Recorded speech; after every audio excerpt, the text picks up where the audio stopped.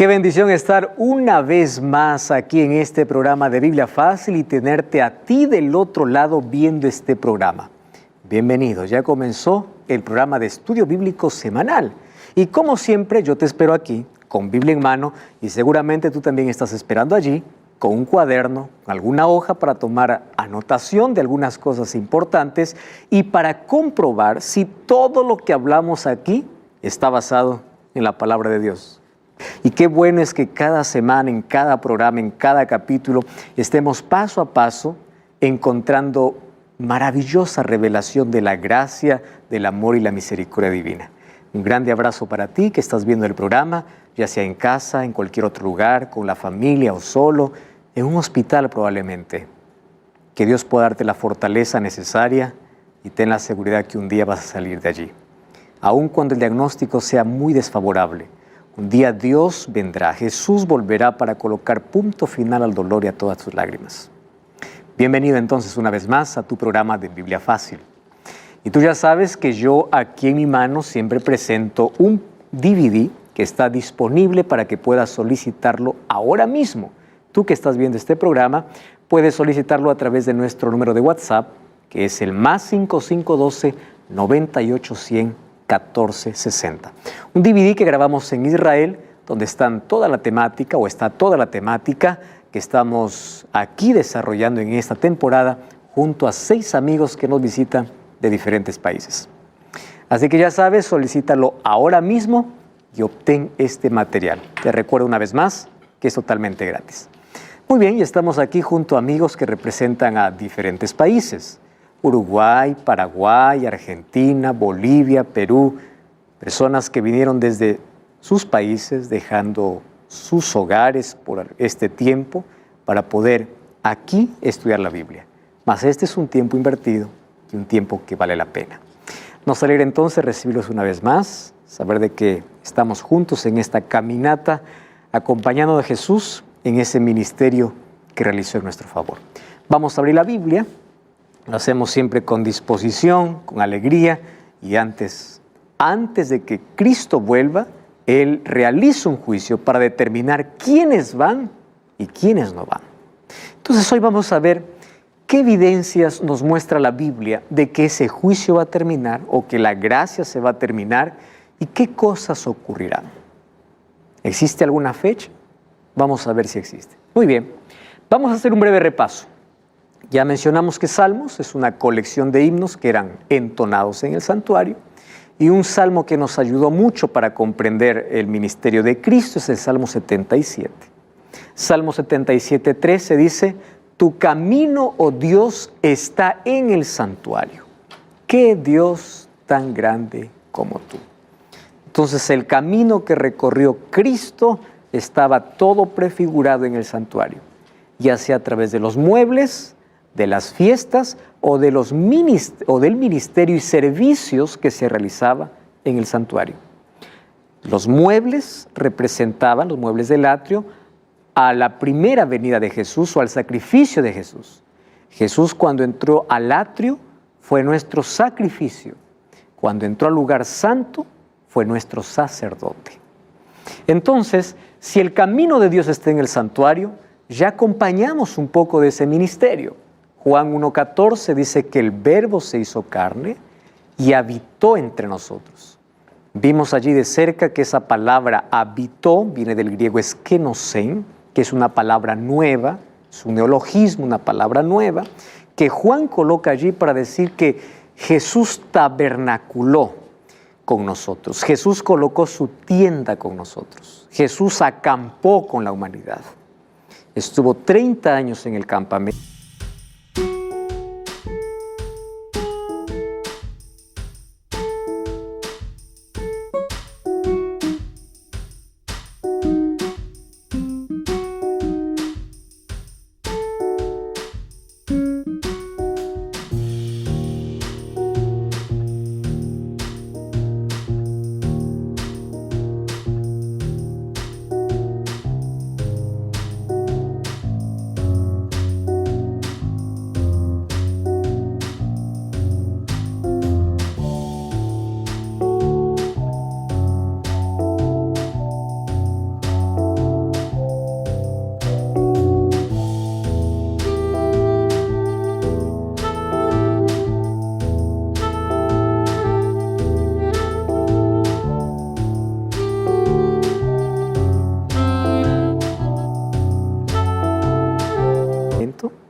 Y a la edad donde los sacerdotes iniciaban su ministerio, a esa edad entra al atrio y pasa por la fuente de agua que es representada ¿por qué?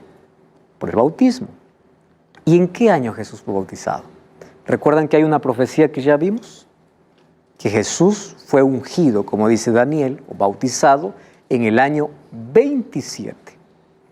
¿Cuántos años tenía Jesús cuando fue bautizado?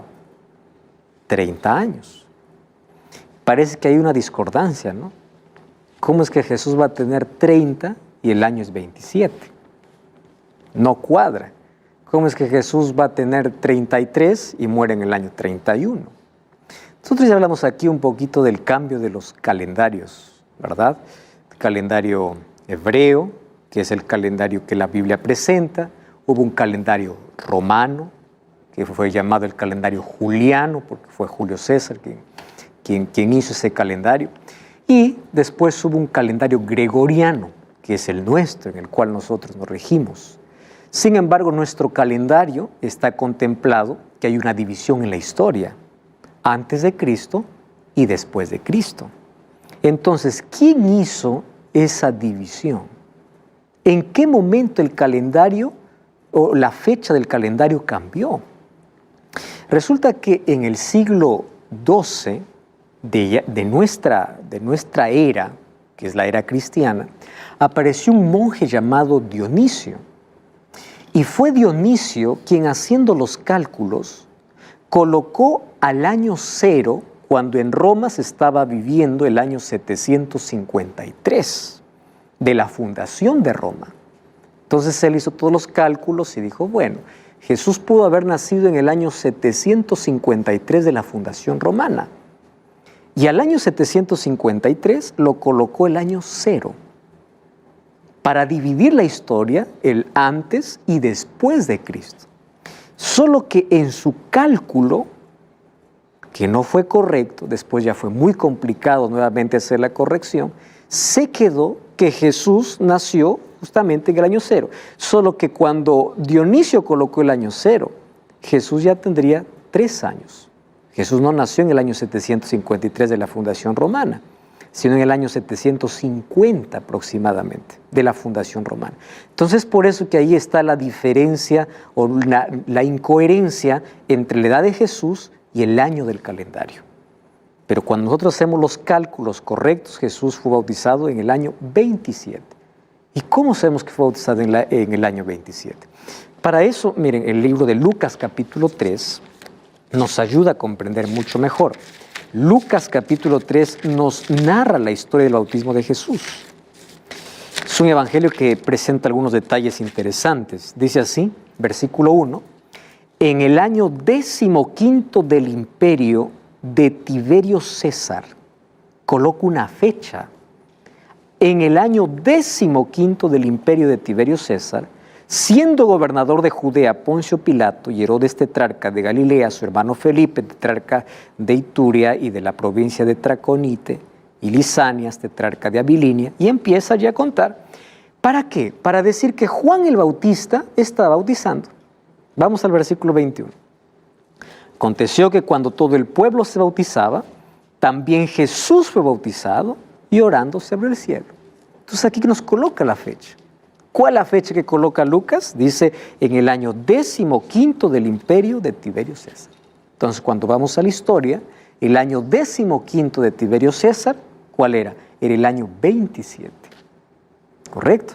Entonces esa divergencia entre la edad y el calendario fue por un error de colocar el año 0 como el año de nacimiento de Jesús cuando Jesús ya tenía 3 años.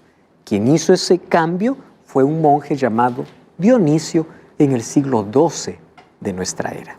¿Correcto? Muy bien, Jesús se bautizó en el año 27 y murió en el año 31 cuando tenía 33 años. Jesús todavía tenía 33 años. Aún no había cumplido 34 años. Recuerdan que Jesús murió en el primer mes, Abib o Nisán, del año 31. Jesús todavía tenía 33 años. ¿Y después qué sucedió? Aquí Jesús, cuando muere en la cruz, era la representación o era la realidad de lo que los símbolos de sacrificio representaban la muerte de un cordero en el altar de sacrificio. Jesús, cuando muere en la cruz del Calvario, Jesús está sellando o terminando el sistema de sacrificios. Entonces Jesús no solamente pasa por la fuente de agua, sino también va ¿para dónde? Para el altar de sacrificios. Después de 50 días Jesús entraría ¿a dónde? Al lugar santo. ¿Por qué después de 50 días? Recordemos que después de la Pascua, contando 7 semanas, que son 49 días, después de un día más, como ya hemos estudiado aquí, venía la fiesta del Pentecostés, o la fiesta de la cosecha. ¿Por qué era la fiesta de la cosecha? Allí terminaba la cosecha para todos los israelitas. Sin embargo, allí comenzó también la primera grande cosecha para el reino de los cielos, porque con un mensaje fueron bautizados 3,000 personas. Entonces, el derramamiento del Espíritu Santo era la promesa que Jesús había dado en Juan 7:39. Cuando el Hijo del Hombre sea glorificado, el Espíritu vendrá a la tierra. Entonces, cuando el Espíritu Santo descendió en la fiesta del Pentecostés, un día domingo a las 9 de la mañana, significaba que Cristo había entrado al santuario, al lugar santo, allá en el cielo. Entonces el Hijo había sido glorificado.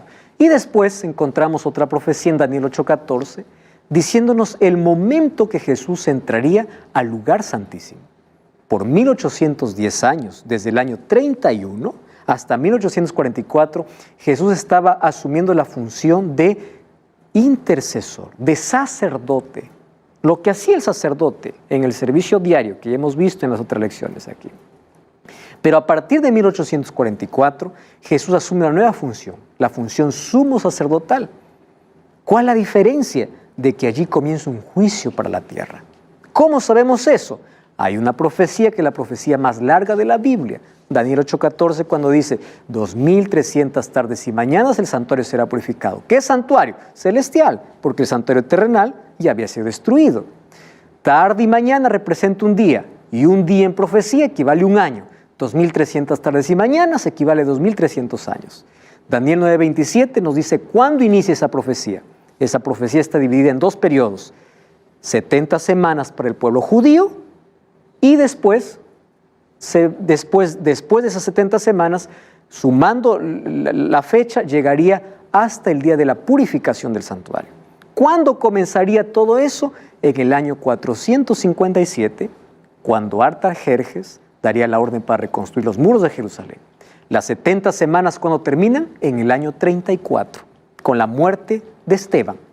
Entonces, 2,300 menos 490 años, que equivalen 70 semanas, 70 por 7 son 490, día por año son 490 años, llegamos al año 34, solamente restamos 2,300 tardes y mañanas, menos 490, ¿cuánto falta?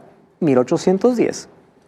¿Cuándo terminó los 490 años? En el año 34, más 1,810 años que falta, ¿llegamos a qué año? A 1844. Aquí estoy lanzando solamente las fechas que ya vimos en los programas anteriores con detalles, ¿verdad?, de cómo todo este cálculo suma perfectamente. Entonces, a partir del año 1844, Jesús llega a ser nuestro sumo sacerdote y comienza una obra de juicio. ¿Dónde? En el cielo. A partir del 22 de octubre. ¿Por qué 22 de octubre? Porque haciendo un traspaso del calendario hebreo al calendario gregoriano, que es el nuestro, el 10º día del 7º mes, que es para los judíos, para nosotros sería un 22 de octubre. En el mismo día que se celebraba la fiesta de la expiación aquí en el santuario terrenal, Jesús entró al santuario celestial, pero específicamente al segundo compartimento, al lugar santísimo. 22 de octubre de 1844. Solo que este juicio tiene 3 fases. Esto todavía no hemos visto aquí. Hemos hablado del juicio.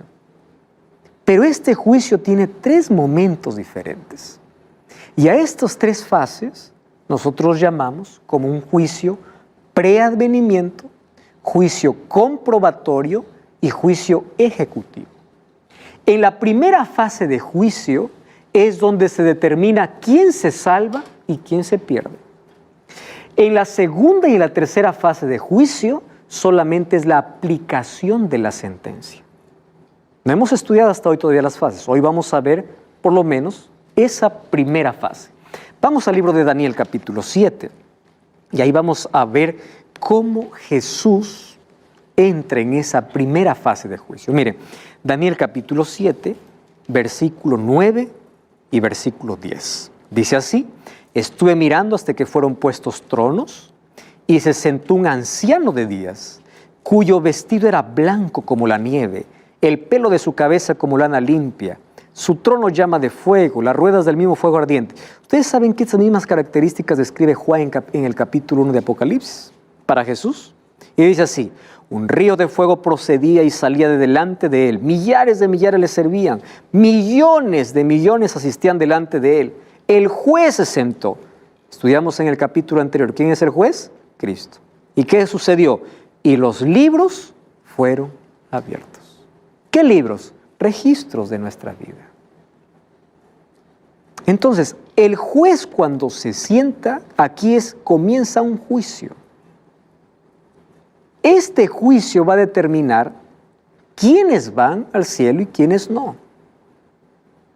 Porque nadie irá al cielo y dirá: ¿qué hago aquí? No sabía que existe. El cielo es una elección. Y para tener acceso a la eternidad con Jesús tenemos que aceptar a Cristo. Él es nuestra salvación, Él es nuestra eternidad.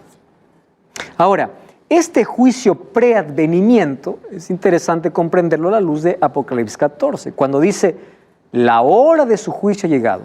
¿Recuerdan ustedes en el programa anterior que hablamos solamente sobre ese término? La hora de su juicio llegó. Quiere decir, el juez se sentó. El juez se sentó. ¿Y en qué momento se sentó ese juez? 1844. ¿De qué está juzgando? ¿O qué cosas están siendo juzgadas en esta primera fase de juicio? Miren lo que Jesús mencionó. Mateo 12, 36 y 37. Demetrio, ¿tienes allí micrófono? ¿Puedes leer, por favor? Mas yo os digo que toda palabra ociosa que hablen los hombres, de ella darán cuenta en día del juicio, porque tus palabras serán justificadas y tus palabras serán condenadas. Muy bien, por tus palabras serás justificado y por tus palabras serás condenado. ¿Ustedes recuerdan que leímos lo que decía Malaquías capítulo 3? ¿Recuerdan o no? Versículo 16 en adelante.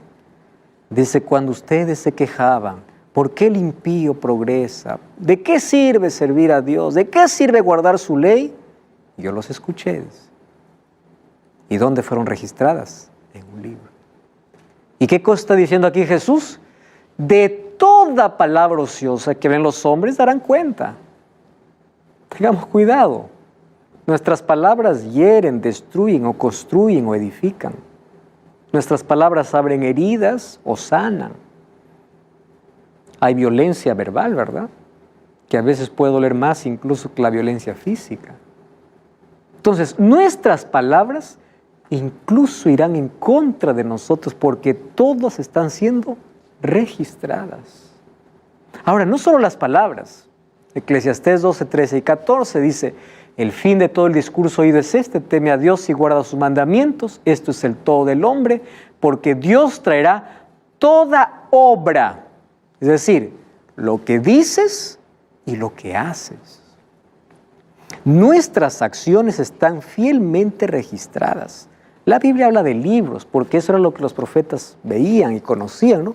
Imagínate si a un profeta Dios le hubiese mostrado, una computadora, no hubiese podido escribir, porque no conocía. Entonces, Dios ilustró que eran libros, mas no sabemos en qué sistema, en qué material están siendo registrados todas nuestras acciones. El asunto es que nuestra vida está pasando todos los días en el tribunal divino. Lo que decimos y lo que hacemos. ¿Correcto? Dios traerá toda obra a juicio, sea buena o sea mala. Incluso las cosas que uno dice: nadie me ve, esto es secreto. No, toda cosa encubierta, porque no hay nada que escape a los ojos de Dios, ni de los testigos que son los ángeles. ¿Recuerdan que eso vimos? Que los ángeles ahora mismo están aquí con nosotros. Nuestros ojos no nos permiten ver, pero ellos están registrando todo lo que hacemos, todo lo que hablamos. Están llevando un fiel registro. Santiago 2:10 y 12, ya leímos también ese texto, nos vamos a volver a leer. Dice así: cualquiera que guardare toda la ley, pero ofendiere en un punto, se hace culpable de todos. ¿Qué ley está hablando? La ley de Dios. ¿Dónde está esa ley? En Éxodo 20. Ah, no, pastor, esa ley fue para el judío. ¿Cómo que para el judío? Miren lo que dice. El que dijo no cometerás adulterio, también dijo no matarás. ¿Dónde está eso? A ver, vamos a abrir la Biblia. Éxodo capítulo 20. Vamos a Éxodo. Aquí Santiago no está hablando de otra ley, está hablando de la ley de Dios. Éxodo capítulo 20. Vamos al versículo 14. 20, 14. O desde el versículo 13. Dice así: no matarás. ¿Qué dice el 14? No cometerás adulterio. ¿Qué cosa dice el título de ese capítulo? Los 10 mandamientos. Entonces Santiago dice, para que ustedes no confundan de qué ley estoy hablando, es la ley de Dios. Y dice, cualquiera que ofende en un punto se hace culpable de todos. El que dijo no cometerás adulterio también ha dicho no matarás. Está hablando, incluso está tomando 2 mandamientos de esa ley. ¿Y qué dice? Ahora, si no cometes adulterio, pero matas, ya te has hecho transgresión de la ley, transgresor de la ley. Y así puede ser con cada mandamiento. No te harás escultura, guarda el día sábado, honra a tu padre y a tu madre. Todo eso forma parte de la ley de Dios. Ahora, ¿por qué? Miren lo que dice Santiago. Así hablad. ¿Recuerdan los versículos anteriores? ¿Por qué seremos juzgados? Palabras. ¿Y qué cosa decía Salomón? Acciones. Y Santiago junta las 2 cosas. Dice, hablad y haced, como los que habéis de ser juzgados por la ley de la libertad. Satanás odia la ley de Dios, porque sabe que por ese código seremos juzgados. Cuando alguien me pone una multa de tránsito, tiene que decirme que hay una ley. Por ejemplo, yo paso el semáforo en rojo, hay una multa. ¿Por qué hay una multa? ¿Por qué hay un castigo? Porque yo rompí la ley. ¿Es así o no? Pero si no hay una ley, no hay juicio. Si no hay una ley, no hay pecado. ¿Comprenden la importancia de la ley? Entonces, en este juicio, el código por el cual seremos juzgados será la ley de Dios. Hay religiones cristianas que echan por tierra la ley de Dios. No quieren predicar la ley de Dios, no quieren observar la ley de Dios, no quieren obedecer la ley de Dios, porque ellos piensan que hay un conflicto entre la ley y la gracia. Ya les dije aquí, nadie se salva por guardar la ley. La ley es la evidencia, es el resultado de que la gracia de Cristo coloca mi vida en armonía con su voluntad. Aquel que guarda la ley para salvarse está perdido. Aquel que guarda la ley porque tiene un relacionamiento con Cristo y porque recibió su gracia, entonces está correcto. Es la evidencia. Y por eso seremos juzgados.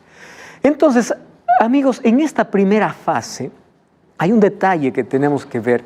Es que quien entra primero a ser juzgado, ya dijimos, son los muertos, porque cuando uno muere, el destino está definido. Pero en esta primera fase entran los que dicen ser creyentes. Entonces, tú aceptas a Cristo, la Biblia dice, el que cree se salva. Ah, muy bien, entonces todo el mundo se salva porque cree. No, no, no. Vamos a analizar si todo creyente realmente cree. Por eso es necesario un juicio. Porque yo puedo decir creo en Jesús y vivo como quiero. Yo puedo decir adoro a Jesús, pero no hago lo que la palabra de Dios dice. Ah, vamos a analizar si realmente eres creyente. Entonces, miren lo que dice 1 Pedro 4, 17 y 18. Griselda, ¿puede leer el texto, por favor? Porque el tiempo de que el juicio comience por las cosas de Dios. Por la casa de Dios. Por la casa de Dios. Y si primero comienza por nosotros, ¿cuál será el fin de aquellos que no obedecen al Evangelio de Dios? Uh-huh. Y si el justo con dificultad se salva, ¿en dónde aparecerá el impío y el pecador? ¿Ustedes comprendieron lo que dice este texto? Es necesario que el juicio comience ¿por dónde? por los creyentes, la casa de Dios. Y si comienza por nosotros, ¿qué será de aquellos? Dice. ¿Por qué? Porque ellos tendrán su parte en otro juicio. Entonces, en este juicio se saca la máscara de todo creyente para ver si realmente es un verdadero creyente. Ahora, si el justo con dificultad se salva, ¿dónde aparecerá el impío? ¿Por qué con dificultad? Porque llega solo por la gracia. Zulma, ¿puedes leer el otro texto, Juan 3:18? El que en él cree no es condenado, pero el que no cree ya ha sido condenado, porque no ha creído en el nombre del unigénito Hijo de Dios. Escúchame una cosa. Tú puedes ser una buena persona, tener buenas intenciones, puedes hacer obras de bien, ser dueño de una ONG, dar comida a los pobres, puedes hacer todo. Pero si no tienes a Cristo, estás perdido. Porque no se trata de acciones. Las acciones tienen que ser la evidencia natural de que aceptamos a Cristo. Aquel que no cree, no importa lo que haga, ya está condenado. Entonces tú me estás entendiendo. No se trata de ser moralista, no. Con esto no estoy diciendo que los pésimos y los malos van al cielo. No, aquellos que fueron transformados por la gracia de Jesús. Y estamos de regreso. Esto es Biblia Fácil. Qué alegría que puedas estar junto a nosotros estudiando la Biblia. Una vez más, nuestra gratitud a Dios por permitirnos, como a través de la tecnología, los medios de comunicación, podamos llegar con este mensaje a toda persona. Allí en el hotel donde estás viendo este programa, en la casa, en el hospital, en cualquier lugar, qué bueno es que dediques este tiempo para poder abrir la palabra de Dios y conocer el plan de salvación. Estamos hablando acerca del juicio y cuándo va a terminar ese juicio. Antes estamos viendo detalles importantes sobre cómo se está realizando este juicio en el cielo. Entonces ya vimos que el juicio tiene 3 fases. La primera fase es antes de la venida de Jesús. ¿Quién realiza este juicio? Cristo. Y los otros 2 juicios, vamos a ver en los próximos programas. ¿Está bien? En esta primera fase somos juzgados por nuestras palabras y por nuestras obras. ¿Bajo qué código? Bajo el código de la ley de Dios. La ley moral. El Nuevo Testamento, el libro de Santiago dice que nosotros tenemos que hacer, decir y hacer como dice la ley. ¿Por qué? Porque por ella seremos juzgados. No, es que la ley es una carga. No es una carga. ¿Qué cosa dice? Él lo llama la ley de la libertad, que nos hace caminar libres con Cristo. Ahora, ese juicio comienza por la casa de Dios, es decir, por todo aquel que dice ser creyente. Por allí comienza. Y Juan 3:18 dice que el que no cree ya ha sido condenado. Porque no cree.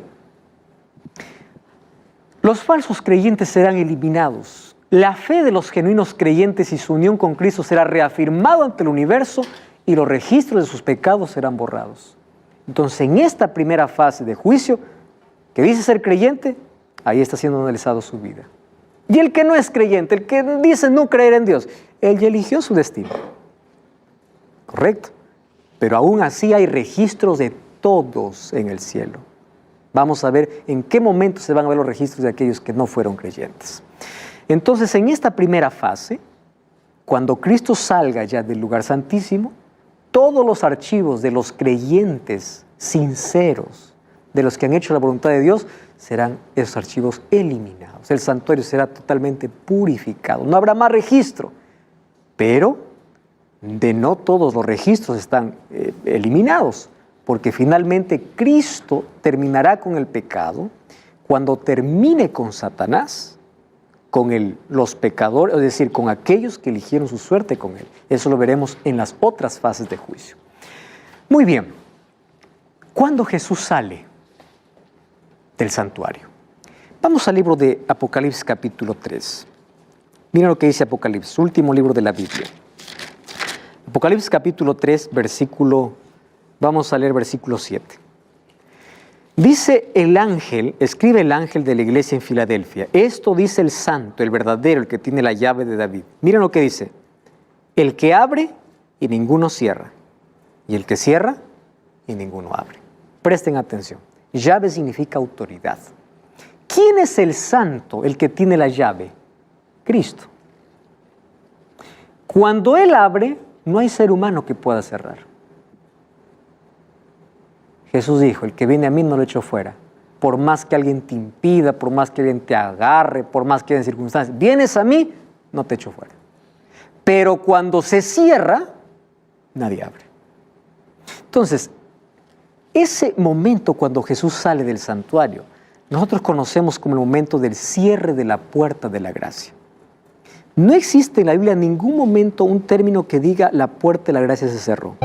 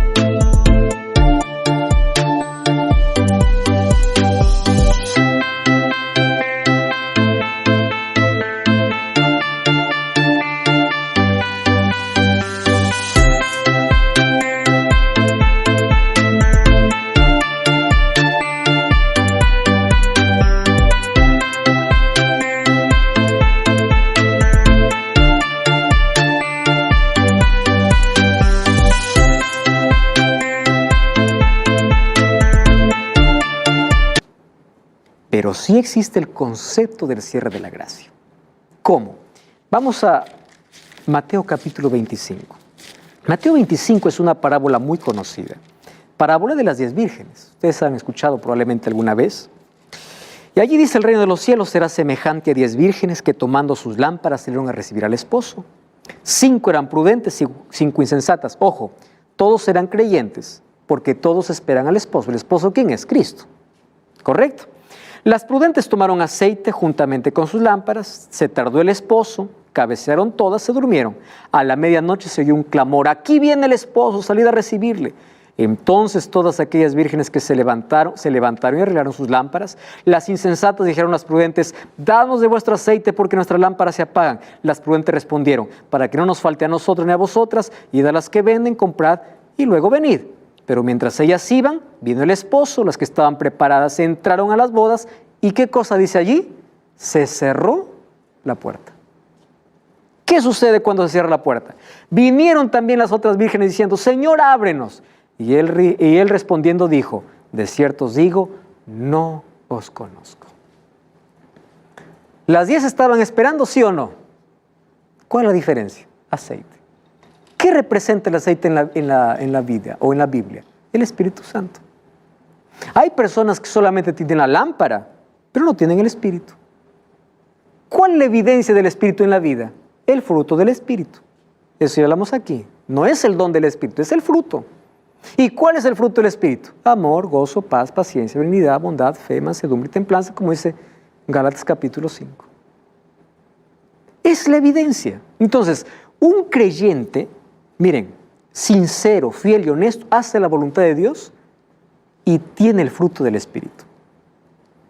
Ama a Dios, todo es resultado del amor. Guarda la ley por amor. Por eso Jesús dice: si me amáis, guardad mis mandamientos. Resultado del amor. Nada de lo que hagas por Cristo sin amor tiene sentido. El amor es el fruto del Espíritu.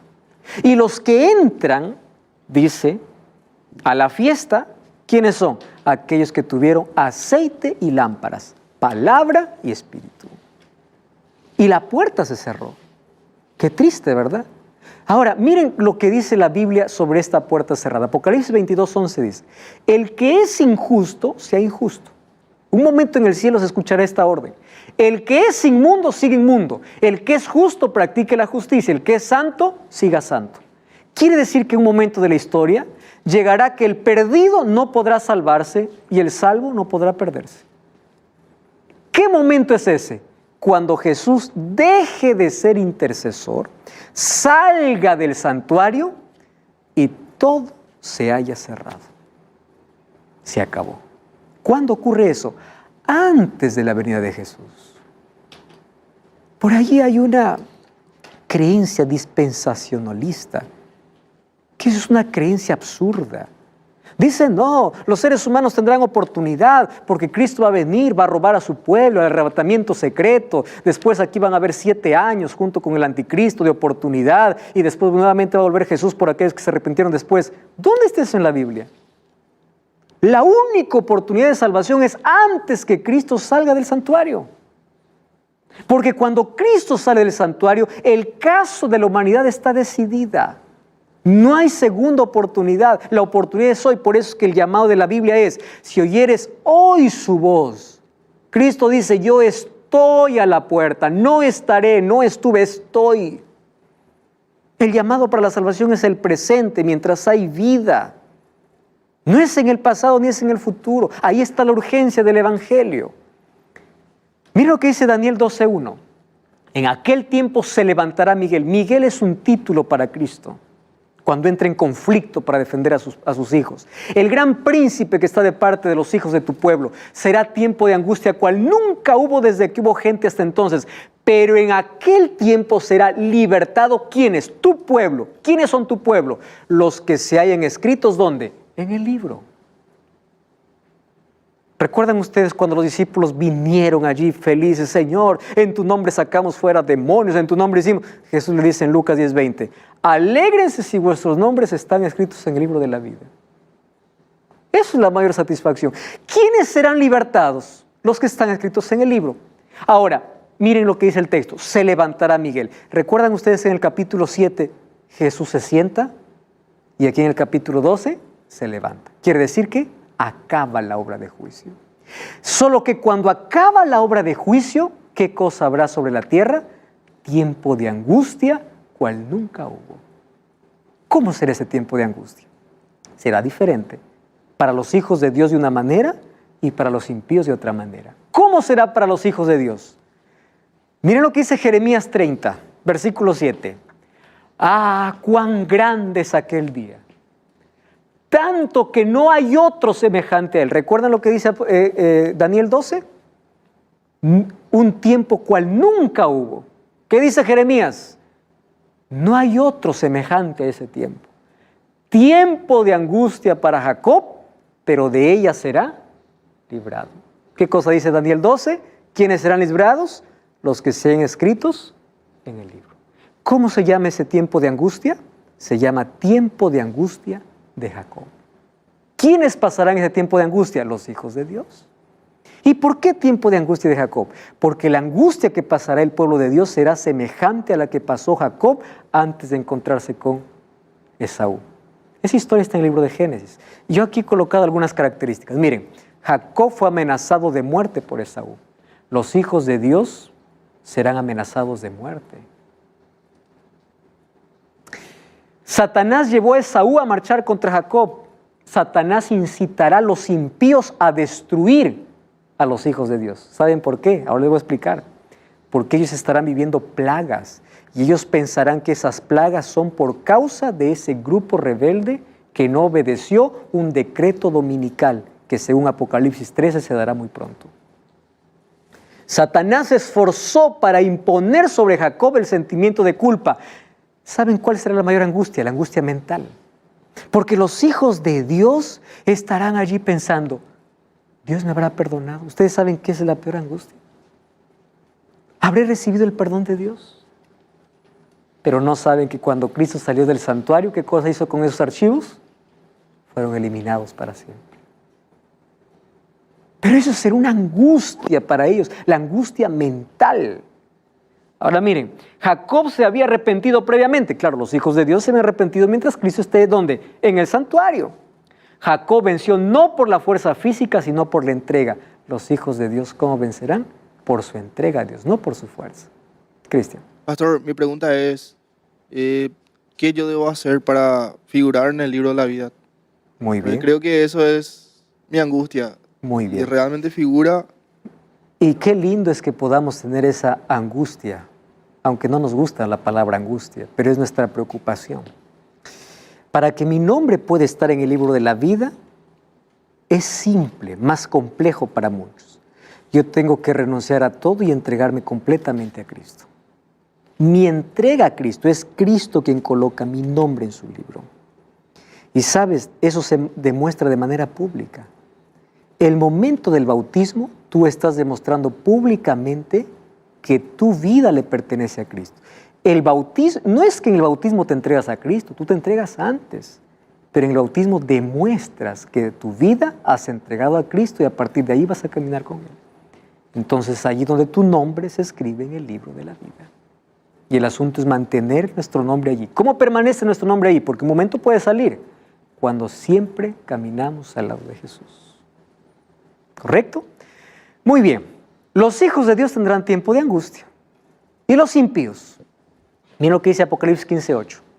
El templo se llenó de humo. ¿Recuerdan qué es el templo? En la Biblia el santuario.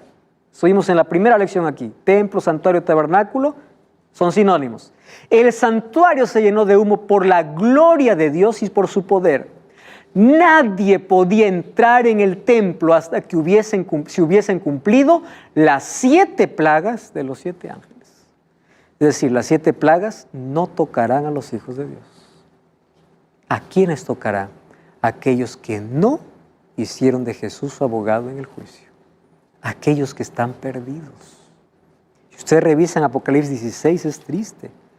El sol, dice, quemará mucho más, 7 veces más, arderá, el agua se convertirá en sangre, habrá una enfermedad que nadie podrá tratar. Hoy mismo tenemos ya epidemias y pandemias que asustan a la gente. Imagínense cuando sea una plaga venida desde el cielo. Esa angustia será triste. Y cuando van a Apocalipsis 16, dice que la gente no se arrepintió. ¿Por qué creen que no se arrepintió? Porque el Espíritu Santo ya no más trabaja en el corazón de las personas. ¿Qué cosa nos lleva al arrepentimiento? El Espíritu Santo. Sin el Espíritu Santo no hay arrepentimiento. Entonces, cuando el Espíritu Santo deja de interceder, ¿quién más se puede arrepentir? Nadie más. Por eso, mientras hoy el Evangelio es predicado, significa que el Espíritu Santo sigue actuando, sigue llamándote, pero un día el Evangelio nunca más será predicado. El Espíritu Santo nunca más llamará al corazón. ¿Por qué? Porque Cristo habrá dejado de ser nuestro abogado y saldrá para dar la recompensa a cada uno. Amigos, ¿cuándo se termina el tiempo de gracia? No lo sabemos. No lo sabemos. ¿Cuándo Jesús sale del santuario? No lo sabemos. Pero yo les quiero decir con seguridad que hay 3 momentos en los cuales la gracia se termina. ¿Saben cuál es el primer momento? La muerte. Se termina la gracia. No hay gracia para un muerto. La gracia es para el vivo. Ustedes saben que cada 12 segundos una persona muere. ¿Saben qué cosa es lo trágico de la muerte? Es que todos sabemos que vamos a morir, pero nadie sabe cuándo. Un enfermo puede vivir más que un sano, porque una enfermedad no significa que estás muriendo. Hay personas que hoy se levantaron, dijeron hasta la noche y nunca más volverán. Personas que anoche dijeron hasta mañana y nunca más despertaron. Lo triste de la muerte es que nadie sabe quién es el próximo. Cuando una persona muere, su destino está sellado. ¿Qué lecciones hiciste en vida? Analicemos la vida. ¿Cuál es un segundo momento? Cuando vamos al libro de Mateo capítulo 12, miren lo que dice el versículo 31 y versículo 32. 12:31. Allí dice, por tanto os digo, todo pecado y blasfemia será perdonado a los hombres, mas la blasfemia contra el Espíritu Santo no le será perdonada. Cualquiera que dijera alguna palabra contra el Hijo del Hombre le será perdonado, pero el que hable contra el Espíritu Santo no le será perdonado ni en este siglo ni en el venidero. ¿Qué significa pecar contra el Espíritu Santo? Cuando uno rechaza constantemente la voz del Espíritu, ustedes lo van a experimentar en la vida. Cada vez que ustedes rechazan la voz del